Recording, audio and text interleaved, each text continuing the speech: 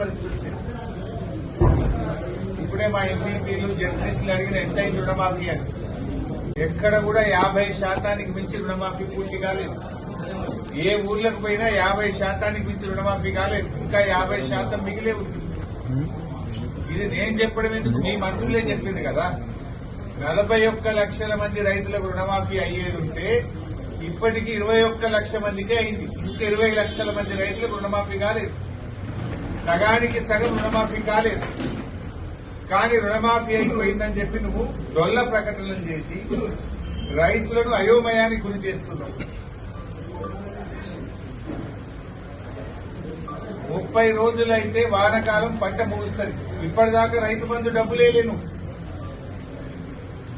రైతు బంధు డబ్బులను రుణమాఫీకి వాడి రైతు బంధును ఎగబెట్టేస్తున్నావు. ఎప్పుడు ఇస్తావు రైతు బంధు?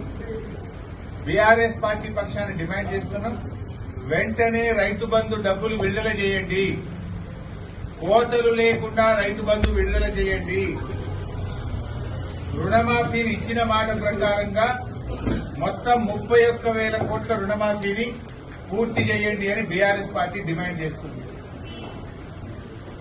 ఇవాళ రైతులకు అడుగడుగున మోసం చేసావు. కేసీఆర్ గారు ఉండగా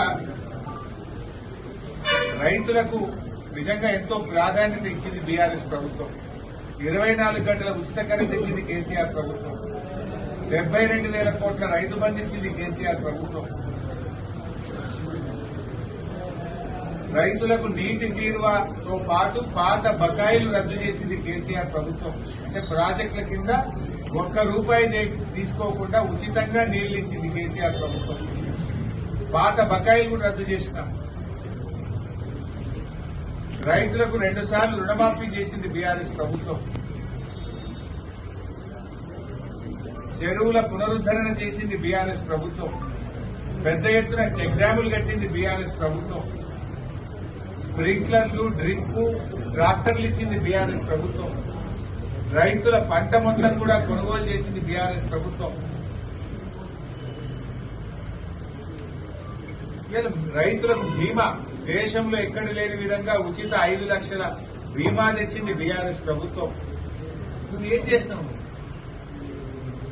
నువ్వు అన్ని పంటలకు బోనస్ అన్నావు. బోనస్ కాస్త బోగస్ అయిపోయింది. రుణమాఫీ పేరిట రైతులను దగా చేసినావు.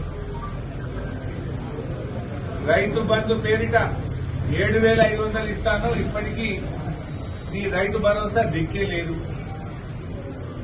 పంటల బీమా అన్నావు, దాన్ని